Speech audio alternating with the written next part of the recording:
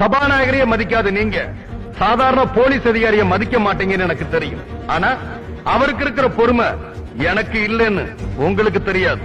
வந்து ஜீப்ல இருந்து தப்பு பண்ற அரசியல்வாதிய எங்க டிபார்ட்மெண்ட் தண்டிக்கவே கூடாதா? இன்னைக்கு நீங்க சொல்றத கேட்கணும், நாளைக்கு யார் ஆட்சியில் இருக்காங்களோ அவங்க சொல்றத கேட்கணும்.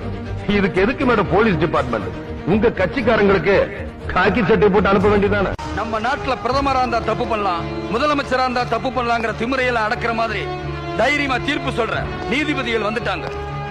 இந்த நேரத்துல கருப்பு சட்டையும் காக்கி சட்டையும் நேர்மையா செயல்பட்டா தப்பு பண்ற தைரியம் எவனுக்கு இருக்காது. சட்டத்தை மதிக்கிறவன் தாண்டா என் முகத்தை பார்த்து பேசணும்.